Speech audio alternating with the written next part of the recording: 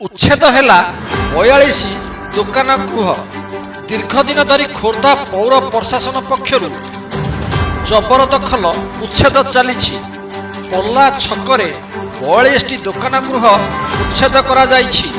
शुक्रवार पूर्वाह्न पौर परिषद पक्षर मजिस्ट्रेट को उपस्थिति रे उच्छेद करा जाइथिला।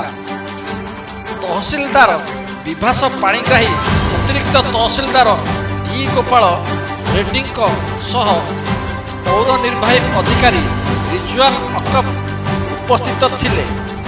सूचना योग्य जे किछि लोक एही अंचल जबरदखल थिबा पारादीप पोर्ट जमी को मुक्ति पाई राज्य सरकार को राजस्व विपर्यय परिचालन विभाग पक्षर अगस्ट 2014 अभियोग करथिले।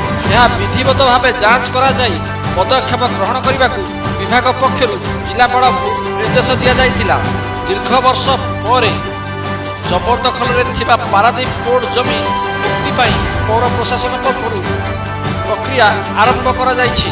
दीर्घ दिन धरी घर मालिक ठारू नैथिबा भड़ाटिया भड़ा घर सेमानकर व्यवसाय को जमई आसीथिले। भड़ाटिया तो भड़ा नहीं तांकर पैसा उठेइले, किंतु एही गरीब व्यवसायी कौन करिवे? ए विषय जिला प्रशासन चिंता करिवार आवश्यकता अछि। सूचना मुताबक एही स्थान को अस्थायी बस स्टैंड रूपे व्यवहार करा जिवो। एहा परे आरंभ होबो कंटा छक ठारू पल्ला इस्कन मंदिर पर्यंत उच्छेद प्रक्रिया। चिंतारे अछंती अस्थायी भावे घर करिथिबा सरकारी जमी रे व्यवसायी माने। अपेक्षा रहिछि जे केते दिन प्रशासन तरफरु जमीरू लोक मानकु हटा जिवो। खोर्धारे केबे हबो स्थायी व्यवसाय?